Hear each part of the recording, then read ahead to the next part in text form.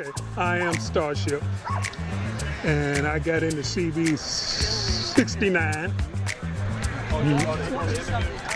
In the CB in 69. But back then, we all talked on Channel 10. We used to talk on Channel 10 with all the James boys. And I was one of the James boys. We didn't run a lot of watts back then because we had good band conditions. And you didn't need to run a whole lot of power. So, but we had a whole lot of fun back then. And like I said, we used to talk on Channel 10. The only person back then who talked on the Super Bowl was Night Night. Old Man on the Cane, 456, Bad News Mobile, all them was his handles. He was the only one who talked on the bowl back then. Anybody else went on the bowl to talk back then, they couldn't talk over Night Night. So, but like I said, we all talked on Channel 10. There was a bunch of other guys who talked on the Channel 11. A lot of them was from down on the south side. There was a bunch of guys who talked on Channel 2, and there was a bunch of guys who talked on Channel 1. But over the years, as people started getting more watts and more watts and more watts, everybody congregated to the bowl. And really, a lot of them didn't have enough watts to talk over Night Night, and all they did was plug his ears. And a lot of them couldn't do that. But those were the days. It's done changed a whole lot since then. I'm a ham operator now. A lot of those guys who I came up with as a CB operators, a lot of them are hams too. But we all are dual band operators, and we still come back. I met a whole lot of guys on 11 meters who are my greatest friends, and I will never leave it. So, you know, I always come back and talk to them, and then, you know, I'll go back down on the ham band, and then I'll come back again. But we always have a good time, you know, with the 11 meter operators. You can't beat them. You can't beat those guys. You know, everybody tries to be a top boss, but everybody's a friend. But everybody is a friend. But yeah, that's my story, and I'm sticking to it. The James Boys was a group of guys. All of them wore cowboy hats. Everybody wore cowboy hats. Frank James, Jesse James, Doc Holliday, there was a whole lot of us. And I was an honorary James boy. And we used to go to breaks all over the country, not just here in the city. Nowadays, the breaks here in the city last a weekend. Back then, the break would last a whole week. We went to Texas, Houston, Kansas City, up in New York, Washington, D.C., New Orleans. I have a lot of the pictures on my phone. But yeah, the breaks were great then. Like I said, the breaks would last a whole week. And the club that was sponsoring the break, they would have events, picnic, a tour, you know, of the area, parties and stuff like that. So it would last a whole week. Nowadays it lasts a weekend. And most of the stuff today is about power. You know, everybody wants to do a keydown today, so that's what mainly the stuff today is centered on, the keydown of the break. But it was much more togetherness back then, because you hang out, you know, with the people that you done talked to over the years. You know, a lot of the guys, I didn't think I would ever meet them, but we all would end up at a break, you know. And like I said, the breaks would last for a whole week. We get to hang with them, drink with them, you know, do all this stuff, you know. So it was much more fun. Still is today. But those were the days when a lot of us old timers, I'll say that a lot of us old timers were younger guys. And we had a lot of fun back then. And I'm sure the guys today have just as much fun. Okay. 007, I can recall this one time. I lived in a high-rise building. I had a Mako 500. I lived in a building that I lived on the second floor. And I had a 2-element beam that I had built that hung outside my bedroom window. I could only talk south and north because I couldn't turn the beam around the big building. And Night lived 2 blocks away. He used to plug my ears. He used to plug my ears because, like I said, we all talked on channel 10. He talked on channel 6, and he only stayed up the street. But with that Mako 500, there's a lot of grass in this motherfucker out here. On that Mako amplifier and my homemade beam stuck outside my bedroom window, I taught more skip during that period that I have taught with all the other antennas that I've ever had on my roof. As a ham, as a CB operator, I've done more DXing on that little lousy hookup than I ever have. And I've been in radio since the 70s, the early 70s. So, but that's my story. So it just goes to show you, you know, how the band conditions have changed, because nowadays we got lousy band conditions today. Back then, band conditions was great. I don't think we will never see another sunspot cycle like that, not in my time anyway. Okay, with the sunspot cycle, the ionosphere, it comes closer to the Earth. And RF is weird. It will hit off the ionosphere and it'll bounce. It go from the sky to ground, travel for thousands and thousands and thousands of miles. Now if the ionosphere moves away, then the RF has a longer distance to travel up. And that robs it of power to come back down and and hit the Earth again and go back up again. So you're losing it. You know, you're losing the band condition. We haven't had a cycle like that there. Oh, we're here at Lights Out annual, I guess you would call it a big time hitters get together. because as I look around, I see a whole lot of heavy hitters out here. A whole lot of heavy hitters. The guys out of the Dave Made camp, great bunch of guys. And all of them are here. So it's a nice event. And hopefully, if Lights Out hang in there, he can have it annually every year. That's what all of us are hoping anyway. Because I see guys out here that I haven't seen in 25 years. So it's an event like this that brings all of us old timers back together again. And that's a lot of fun. Most of the guys, most of the guys who I have met over the years in CB and in ham is all great guys. I've been blessed because I haven't been ripped off. And I've been in the radio a lot of years. So I've been blessed by not ever being ripped off. And like I said, all the guys I've met, have been good to me anyway. I can't say that they've been good to everybody that they've met, but I have never had a problem with any of them. And a lot of them have showed me things that I wouldn't have probably learned. It's a learning experience. Radio is a learning experience, be it ham or CD. It's a learning experience, and you can always learn something. You can never say that you know everything in radio. You're always learning. So, but like I said, I've been blessed because I haven't been ripped off by anybody. Not saying that it won't ever happen, but I haven't experienced it. 43. He was the one who actually, he introduced me to ham radio anyway.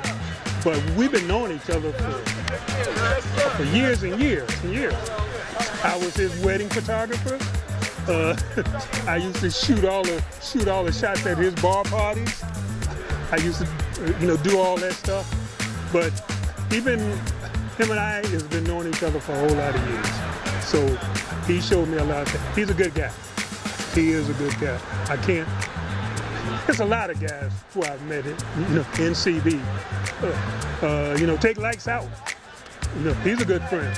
Talk a lot, but he's a good friend. He likes to agitate people, but he's a good friend of mine. He's a good friend. He's a good guy. But those guys who hang in there. They hang in there. Everybody knows them. Everybody likes them. So, it's nothing. They haven't did anything wrong to my knowledge. And I've been in this a lot of years. So, CB radio became a lifestyle for me back in the 70s, as I said, the early 70s.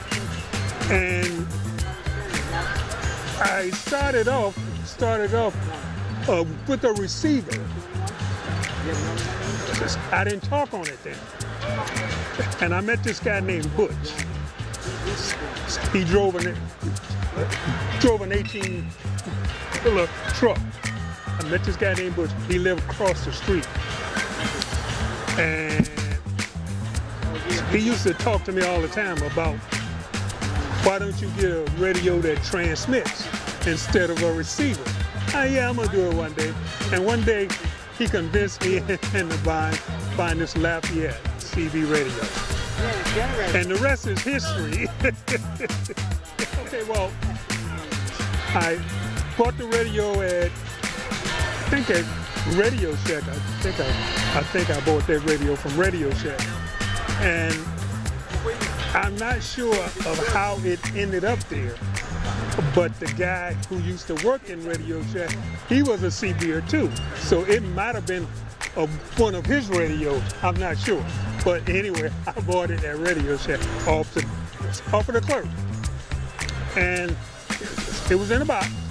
It had the mic and the little license thing and all that, because my license was KAXO1270. That was my 11-meter license, because back then the FCC required that you had a license, and I had a license. Still got it today on my wall. But took the radio out the box. I had a mag mount antenna, and like I said, I used it mostly like I used a receiver.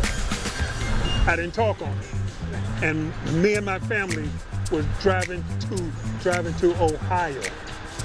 And that was the first time I really used the radio to talk on Channel 19, because I know everybody talked on Channel 19. So I used it to talk on Channel 19. And I think that's what got me hooked. Talking to somebody and hearing them come back. Because normally, you sit and you listen to a receiver. No, you're not doing any talking, but that there was a thrill to me to talk to somebody and then hear them come back and respond to everything I was saying. So that was the excitement of it, I guess.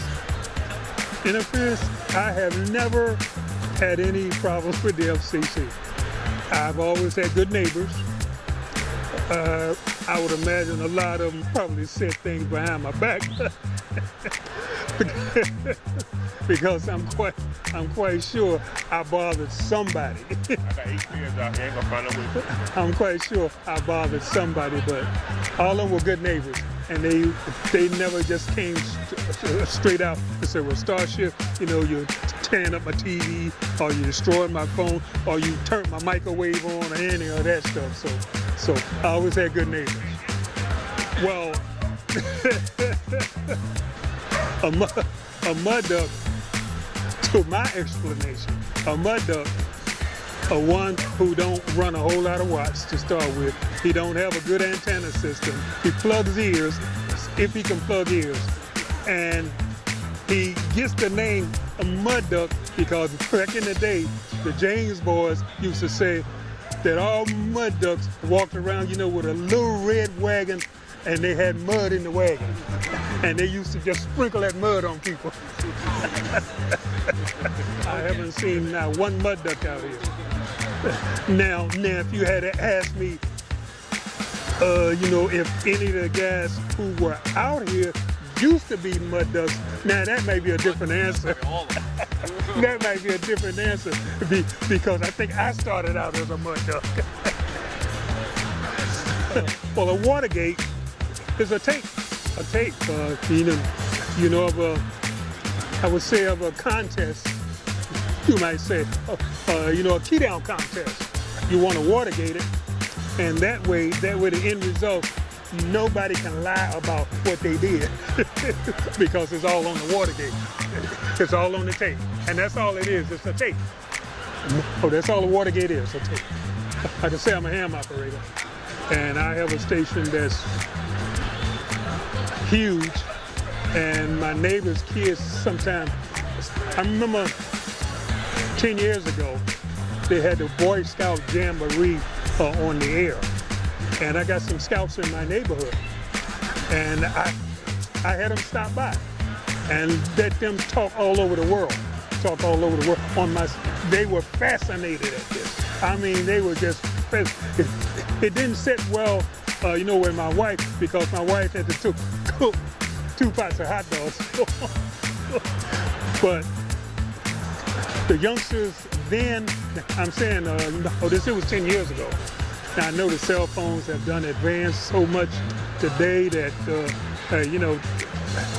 they're not really that interested in radio like that.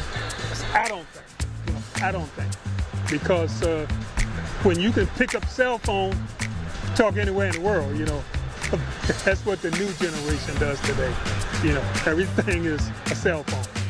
So the technicians are radio guys who have the knowledge to repair and build. They call them technicians. I can call them experts at what they do. Because a lot of them are really smart guys, and they do a lot of things with this hobby, and the fact of communications in general. Because a lot of things that the technicians invent today, it goes into things of the future. So it's like, it's going on all the time. It's going on all the time. Technicians are great guys. If it's all right that I can say one great technician I know is Dave. Dave made amplifier. Dave is a great technician, smart guy. He has his head on straight. Great technician. I have a couple of Dave made amplifiers in my basement. So I feel the future of CB all depends. It depends on how the technicians handle things moving on. It depends on the operators, because you got a lot of good operators and you got a lot of reject operators coming aboard.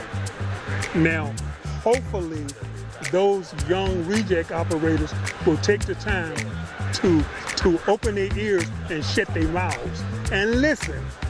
Hopefully that happens. If it does, I think the hobby, it'll be around for years. I was a laid-back operator.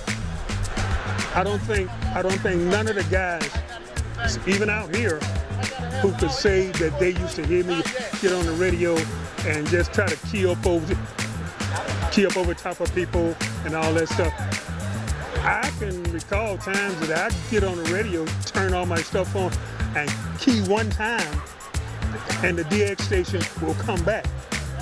Now once I have my name called, I'm out of the way. I'm not gonna say in the front, I'm that type of operator.